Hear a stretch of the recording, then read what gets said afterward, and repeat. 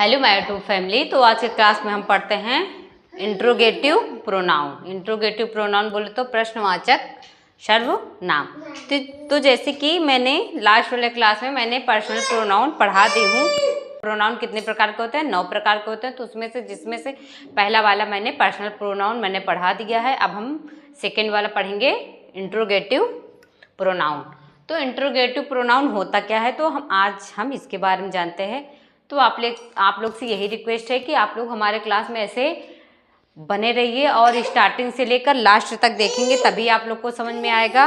और प्लीज़ आप लोग भी मुझे सपोर्ट करिए, और कहीं भी आप लोग को कन्फ्यूजन हो तो आप लोग मुझे बता सकते हैं कि मतलब यहाँ पे समझ में नहीं आ रहा है, तो आप लोग कमेंट में बताइए, तो आपको और अच्छे से समझाने की कोशिश करूँगी। तो ऐसे आइए, ज़्यादा बात ना करते हुए आइए हम टॉपिक पे आते हैं। तो हमारा आज का टॉपिक क्या है? Interrogative pronoun. तो इंट्रोगेटिव प्रोनाउन प्रश्नवाचक सर्वनाम। तो प्रोनाउन की डिफिनेशन देखते हैं। तो a pronoun which asks a question is known as an interrogative pronoun. तो वह प्रोनाउन जो प्रश्न पूछने के लिए प्रयोग किया जाता है, वह प्रोनाउन इंट्रोगेटिव प्रोनाउन क्या है? जो वह प्रोनाउन जो प्रश्न पूछने के लिए प्रयोग किया जाता है, उसे हम क्या कहेंगे? Interrogative pronoun. ठीक है, प्रश्नवाचक सर्वनाम। तो जैसे एग्जाम्पल में जैसे हु हो गया, हुम हो गया, विच हो गया, व्हाट हो गया, वेयर हो गया, और हुज हो गया, हुम हो गया, ये सब हमारे क्या है? हु, व्हाट, विच, हुज, हुम, ये सब हमारे क्या है? इंट्रोगेटिव। ठीक है, तो हम कुछ एग्जाम्पल देते हैं आप लोग को, एग्जाम्पल के जरिए आपको समझाते हैं। जैसे who was not president of America. तो इंट्रोगेटिव की एक पहचान ये भी है कि जहाँ पे प्रश्नवाचक का चिन्ह लगा रहेगा, जहाँ पे प्रश्नवाचक का चिन्ह लगा रहेगा, तो वहाँ पे आप बस ये तुरंत पकड़ लेना कि हाँ, ये इंट्रोगेटिव सेंटेंस है। ठीक है, जहाँ आपको प्रश्नवाचक का चिन्ह दिखेगा तो वहाँ पे आप ये जान लेना कि ये हमारा क्या है? Interrogative pronoun. ठीक है, और जैसे क्या है? अमेरिका का राष्ट्रपति कौन नहीं था? तो क्या हुआ?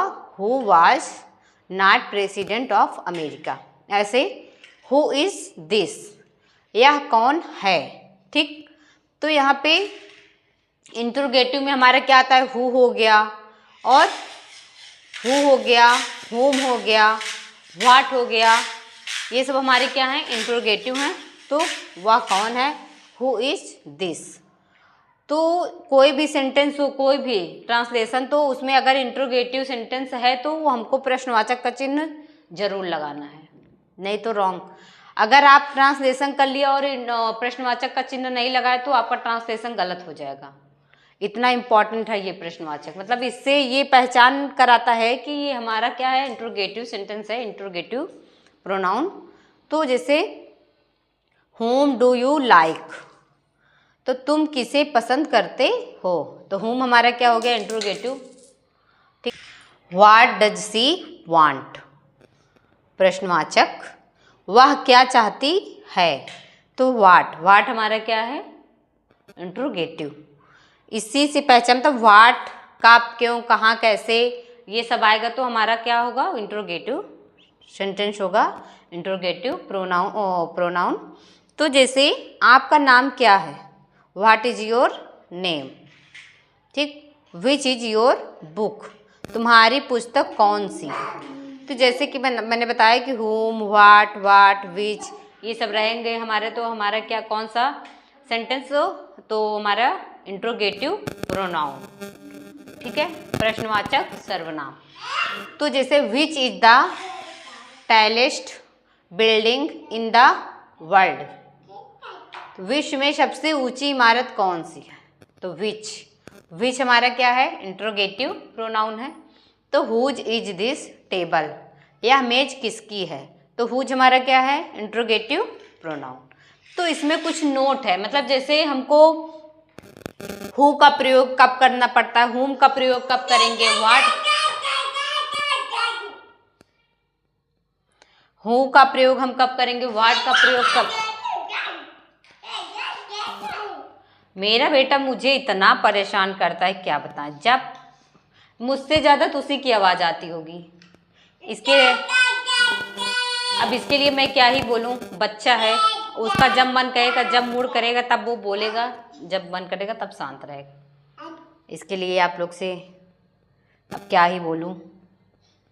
तो आइए हम देखते हैं, जैसे हु हो गया, होम हो गया, व्हाट हो गया, विच हो गया, हुज हो गया। तो इसका प्रयोग हम कब कब करते हैं और कैसे, मतलब कहाँ कहाँ। जैसे हु का प्रयोग व्यक्तियों के लिए होता है। हु का प्रयोग किसके लिए होता है? व्यक्तियों के लिए होता है। इसे नॉमिनेटिव केस में प्रयोग करते हैं। किस में करते हैं हम? नॉमिनेटिव प्रयोग में, ठीक है, केस में, नॉमिनेटिव केस में हम प्रयोग करते हैं। ऐसे होम, होम को, होम भी हम क्या करेंगे, ये भी व्यक्ति के लिए होता है। किसके लिए प्रयोग होता है? होम व्यक्तियों के लिए, ये भी व्यक्तियों के लिए प्रयोग होता है। और इसमें क्या है? ऑब्जेक्टिव केस में होता है। क्या है? ऑब्जेक्टिव केस में होता है। और व्हाट, व्हाट का प्रयोग वस्तुओं के लिए होता है, ठीक है। किसके लिए होता है? वस्तुओं के लिए।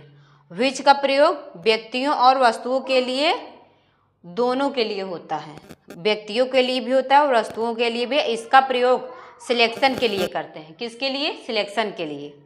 ऐसे हुज का प्रयोग, हुज का प्रयोग व्यक्तियों और वस्तुओं दोनों के लिए होता है। और इसका प्रयोग हम संबंध प्रकट करने के लिए होता है।